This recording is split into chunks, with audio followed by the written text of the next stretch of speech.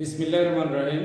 খলিলুর রহমান উচ্চ বিদ্যালয় কর্তৃক আয়োজিত আজকের এই অনলাইন ক্লাসে সবাইকে সালাম এবং শুভেচ্ছা জানাচ্ছি। আসসালামু আলাইকুম।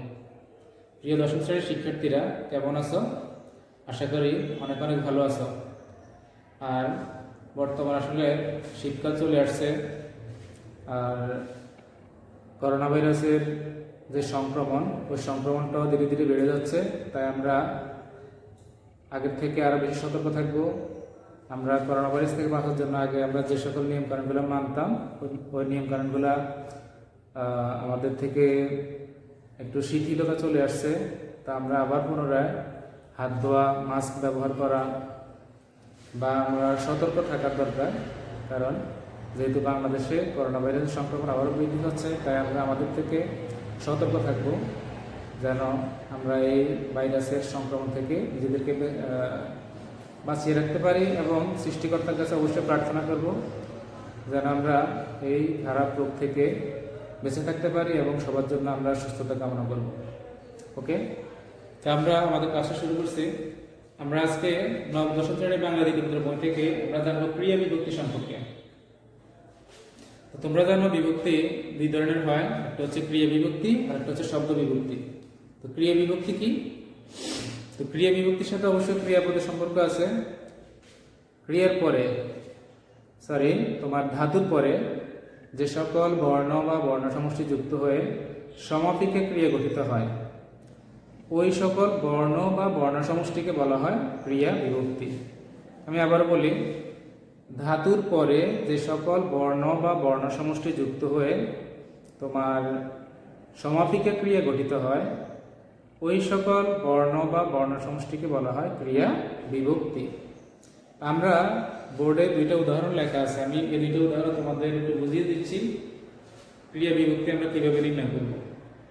খেয়াল করো, এখানে একটা ক্রিয়াপদ লেখা আছে খাইতেছে, আর একটা ক্রিয়াপদ আছে খাচ্ছে। তোমরা অবশ্যই একটা পার্থক্যটা তোমাদের বুঝে আসছে। এটা হচ্ছে সাধু ভাষা আর এটা হচ্ছে চলিত ভাষা।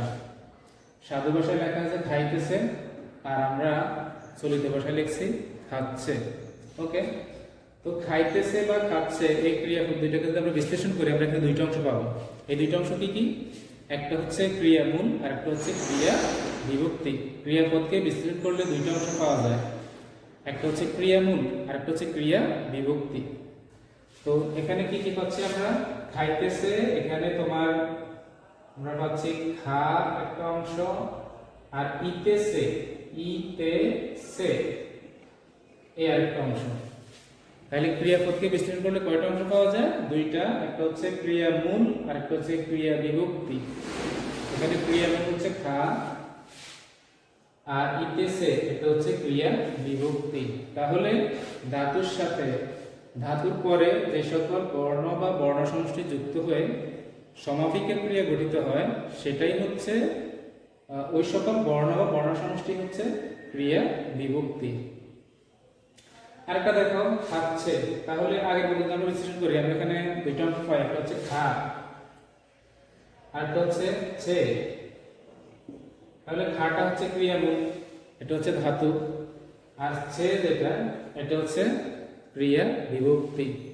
তাহলে আশা করি তোমাদের বুঝে আসছে কোনটা ক্রিয়া বিভক্তি। ক্রিয়াপদকে আমরা বিশ্লেষণ করলে দুইটা অংশ পাবো, একটা হচ্ছে ক্রিয়ামূল আর একটা হচ্ছে ক্রিয়া বিভক্তি।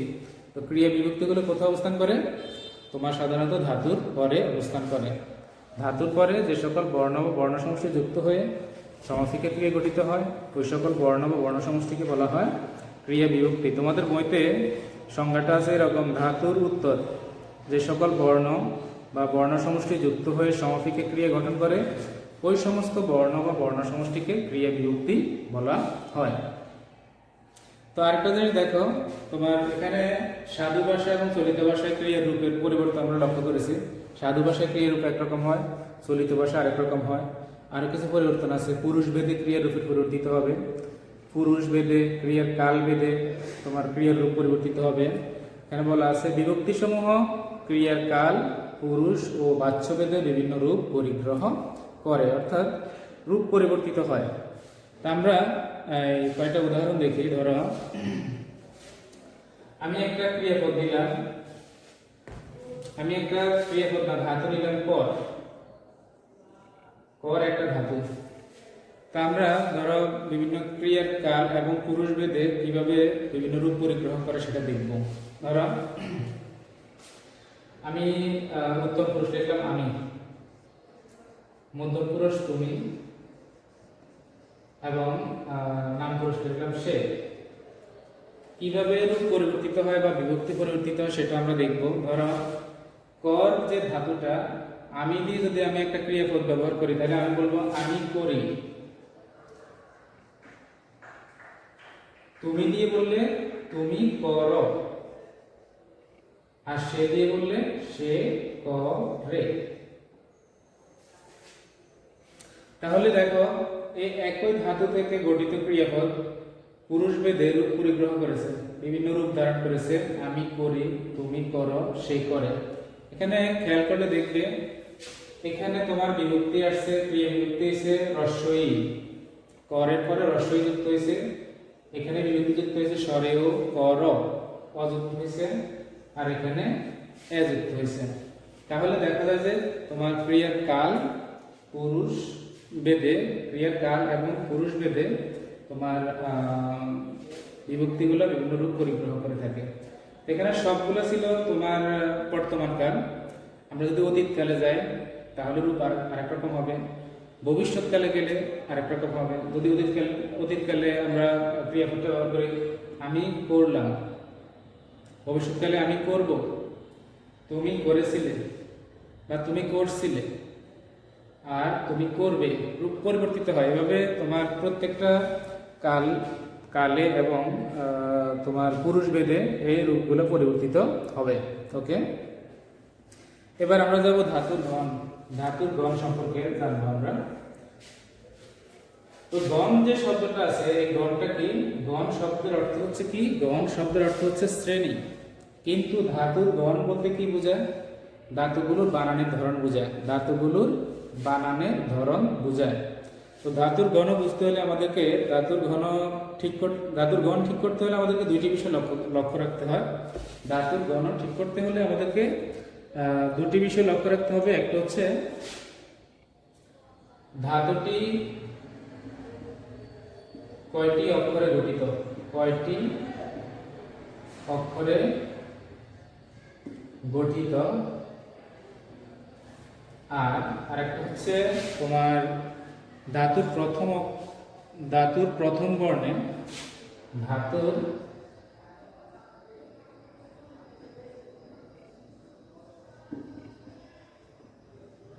প্রথম বর্ণে সংযুক্ত স্বরবর্ণটি কি? সংযুক্ত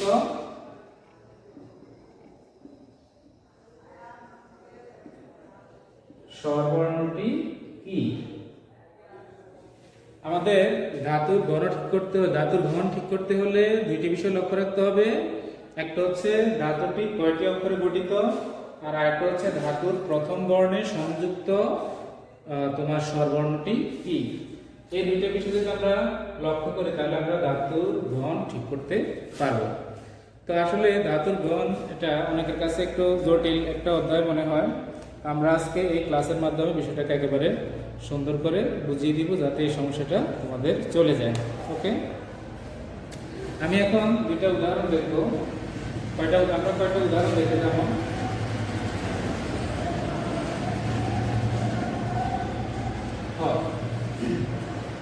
দ্বিগণ।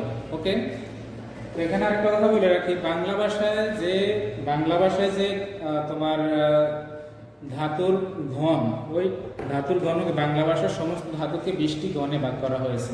তোমাদের বইতে এই তালিকাটা দেওয়া আছে, বাংলা ভাষার সমস্ত ধাতুকে 20টি গণে ভাগ করা হয়েছে। তার মধ্যে আমরা প্রথমটা নিলাম, ধরো হ আদিগণ।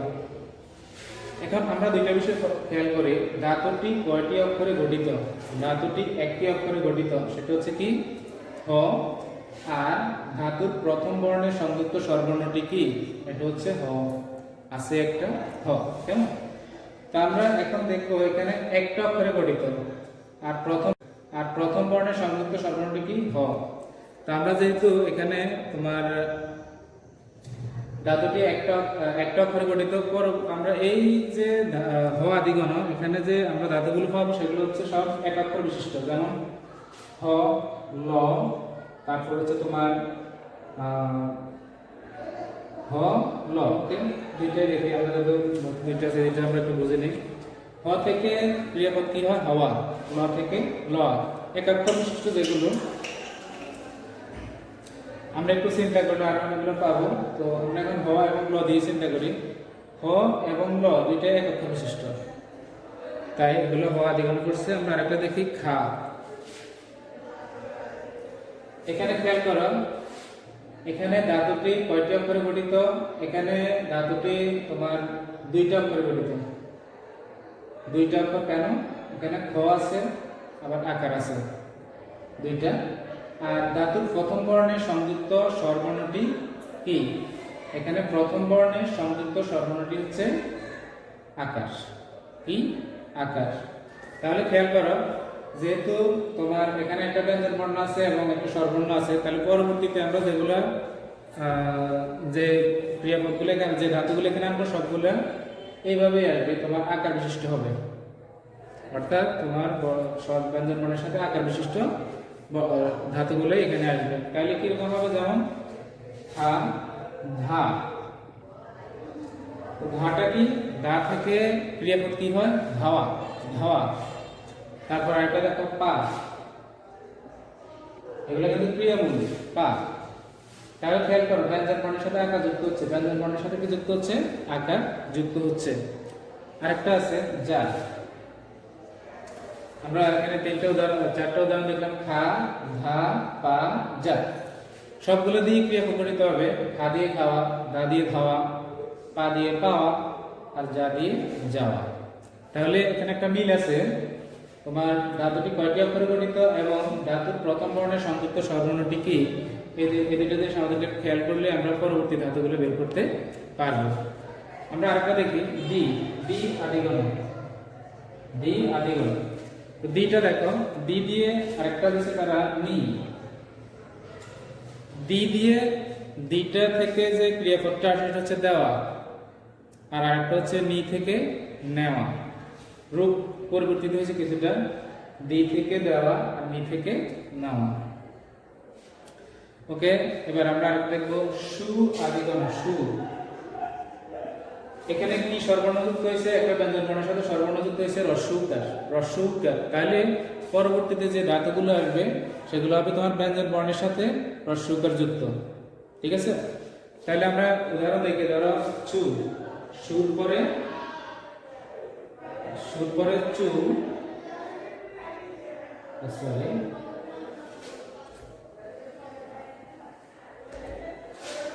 সু। আরেকটা আছে সেটা হচ্ছে নু। আরেকটা আছে ছু। ওকে, তাহলে আমরা ক্রিয়াপদ কি হয়? সু দিয়ে, সু আদিগণ, সু দিয়ে সোয়ানো, সোয়ানো, তারপর হচ্ছে নোয়ানো, আরেকটা হচ্ছে ছোঁয়া। এই শব্দগুলো দিয়ে, এই ধাতুগুলো দিয়ে কি শব্দ হয়েছে? তোমার সু দিয়ে হচ্ছে সোয়ানো, নু দিয়ে হচ্ছে নোয়ানো, আর পরবর্তী যে সু আছে এটা হচ্ছে সোয়া। এই এই তোমার ধাতুগুলো দিয়ে যে ক্রিয়াপদগুলো হয় আমরা দেখলাম। এরপর আমরা পরবর্তী আদিগণে যাব। পরবর্তীতে আছে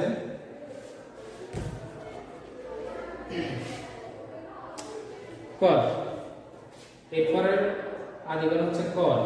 খেয়াল করো, কর, কর আদিগণ। আমরা একটু যেটা দেখি, এখানে কয়টা অক্ষরে গঠিত? দুইটা। তারপর হচ্ছে ধাতুর প্রথম বর্ণের সংযুক্ত স্বরবর্ণটা কি? প্রথম বর্ণে সংযুক্ত স্বরবর্ণ হচ্ছে স্বরে ও। কেন? ক এর সাথে প্রত্যেকটা ব্যঞ্জন বর্ণ একটা স্বরবর্ণের সাহায্যে উচ্চারিত হয়। এখানে ক এর সাথে স্বরবর্ণ হচ্ছে স্বরে ও। ধাতুর প্রথম বর্ণের সংযুক্ত স্বরবর্ণটি কি? তাহলে ক এর সাথে সংযুক্ত স্বরবর্ণ হচ্ছে স্বরে ও।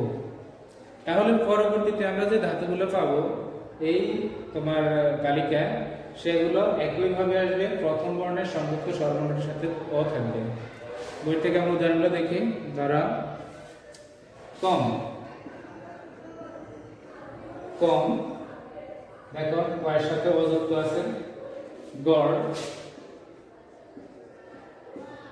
গড়, গয়ের সাথে স্বরে যুক্ত আছে। তারপরে আসো চল, এই যে ছটা, এই ছয়ের সাথে স্বরেও যুক্ত আছে। তার মানে আমরা প্রথম বর্ণে, ধাতুর প্রথম বর্ণে সংযুক্ত স্বরবর্ণটা প্রত্যেক জায়গায় ওই একই বর্ণে যুক্ত হবে। ক আদিগণে ক এর সাথে স্বরেও যুক্ত হয়েছে। আমরা এই গ্রুপে যতগুলো পাইছি সবগুলোতে প্রথম বর্ণে স্বরেও যুক্ত হয়েছে। এখন কম,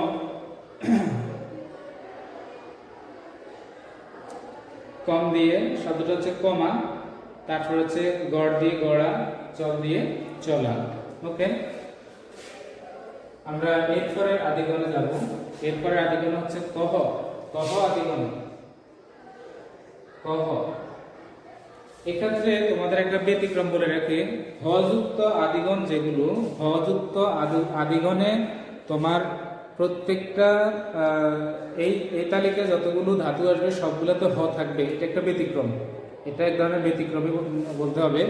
অর্থাৎ এক্ষেত্রে আমরা ধাতুটা দুইটা অক্ষরে গঠিত, ঠিক আছে, ধাতুর প্রথম বর্ণে সংযুক্ত হয়েছে স্বরীয়, তবে ব্যতিক্রম আছে। এখানে যে হটা যুক্ত হয়েছে, আমরা পরবর্তীতে যতগুলো এই গ্রুপে যতগুলো ধাতু পাবো সবগুলোতে হ যুক্ত থাকবে এবং হয়ের ক্ষেত্রে হটা কমন থাকবে, এটা মনে রাখবেন। তাহলে আমরা দেখি, ধরো চাহ, সরি কহ, কহর পরে আমরা পাইতেছি সহ, সহ, দেখো হটা কমন, সহ, সহ্য, সব থেকে সহ্য। তারপর হচ্ছে ব হ, ব ব হ, ব। তাহলে এখানে ব থেকে আমরা ক্রিয়াপদ পাবো বহা।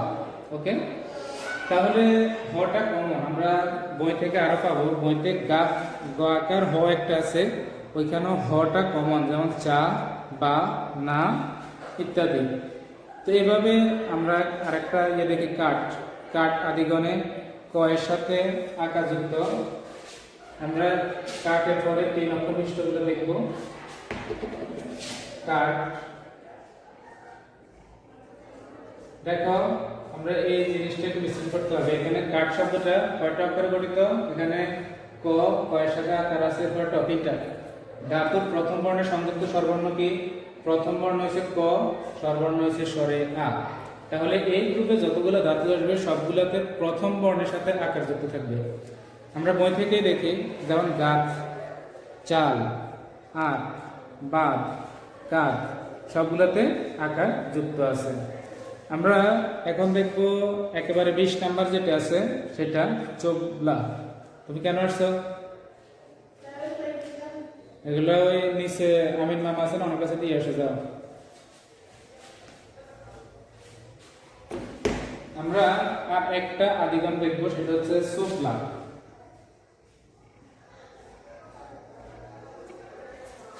ধাতুটি কয়টি অক্ষরে গঠিত? একটু বিশ্লেষণ করো। স আছে, ওকার আছে 2টা, ব আছে 3টা, ল আছে 4টা, আকার আছে 5টা। এখানে স্বরবর্ণ 2টা স্বরবর্ণ সংযুক্ত আকার আছে, স ওকারটা আর আকারটা। আরেকটাও আছে, সেটা হচ্ছে বয়ের সাথে একটা স্বরেও আছে। অবশ্য আমরা বলার ক্ষেত্রে সোবলা বলি না, আমরা বলি সোপলা। তো যাই হোক, এখানে 6টা আমাদের প্রত্যক্ষ পরোক্ষ মিলে মোট 6টা বর্ণ এখানে যুক্ত আছে। তো এখন আমাদেরকে দেখতে হবে ধাতুর প্রথম বর্ণের সংযুক্ত স্বরবর্ণটি কি? সেটা হচ্ছে ওকার। প্রথম বর্ণের সংযুক্ত বর্ণটা কি? ওকার। তাহলে এই গ্রুপে যতগুলা তোমার ধাতু আসবে সবগুলা এরকম 6টা বর্ণে যুক্ত হবে, 6টা অক্ষরে হবে এবং প্রথম বর্ণের ক্ষেত্রে তোমার ওকার থাকবে। কয়টা উদাহরণ দেখি, যেমন কোসকা, সোবলার পরে আমরা আরেকটা ধাতু দেখি কোসলা। ওকার আছে কিনা দেখো, ওকার 6টা বর্ণ আছে কিনা? সরি, কোসকা বুঝেছে, এটা হবে কোসকা। তারপর দেখো কোকলা, কোকলা। আরেকটা আছে কোদলা, কোদলা। সবগুলা আমাদের শর্তের সাথে মিলিয়ে দেখো। প্রথম বর্ণে সংযুক্ত স্বরবর্ণটা সব জায়গায় একই আছে, স ওকার আছে, ক ওকার আছে, ক ওকার আছে, ত ওকার আছে। বাকিগুলো মেলানোর দরকার না, আমাদের দুইটা দিয়ে দেখতে হবে। ধাতুটা কয়টা অক্ষরে গঠিত, কতটা অক্ষর থাকবে, প্রথম বর্ণের সংযুক্ত স্বরবর্ণ কি সেটাও ঠিক থাকবে। এভাবে ওই গ্রুপের ধাতুগুলো নির্ণীত হয়। তাহলে এই গেল বাংলা ভাষার যে ধাতুগুলো, আমরা সবগুলো দেখিনি, 8-10টা দেখছি কিভাবে ধাতুর গণ নির্ণয় করে এবং ওই গণের গ্রুপে কোন কোন শব্দগুলো আসবে বা কিভাবে আসবে তার আমরা একটা তালিকা দেখলাম। ওকে, আমাদের ক্লাসটা প্রায় শেষ পর্যায়ে চলে আসছে। এখন আমরা দেখব তোমার কিছু অসম্পূর্ণ ধাতু সম্পর্কে জানবো। তার আগে তোমাদের একটা কথা বলে রাখি, তোমাদের বইতে ধাতু এবং বিভক্তির রূপ সম্পর্কে অনেকগুলো চার্ট দেওয়া আছে। আসলে দেখতে আর একটু ইজি মনে হয়, কিন্তু এটা একেবারে সহজ একটা পড়া, একটু দেখে নিবে বিভক্তিগুলো সম্পর্কে। আমরা এখন একটা পড়া দেখবো, সেটা হচ্ছে বাংলা ভাষায় কিছু অসম্পূর্ণ ধাতু আছে। অসম্পূর্ণ ধাতু পরীক্ষায় আসে, পরীক্ষা একটা নৈর্বৃত্তিক আসে, নিচে কোনগুলো অসম্পূর্ণ ধাতু। আমরা এই অসম্পূর্ণ ধাতু দিয়ে আজকে ক্লাসটা শেষ করব। বাংলা ভাষায় কয়েকটি ধাতুর সকল কালের রূপ পাওয়া যায় না, তাই এগুলোকে বলা হয় অসম্পূর্ণ ধাতু। এই অসম্পূর্ণ ধাতু হচ্ছে তোমার 5টা, লিখে রাখি। অসম্পূর্ণ ধাতু, অসম্পূর্ণ ধাতু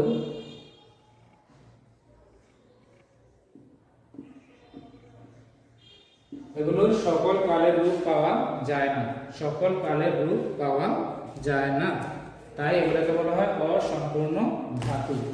তো অসম্পূর্ণ ধাতু হচ্ছে তোমার 5টা। এগুলো হচ্ছে আজ, ন,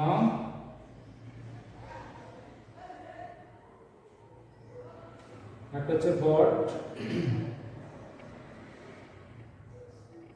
থাক।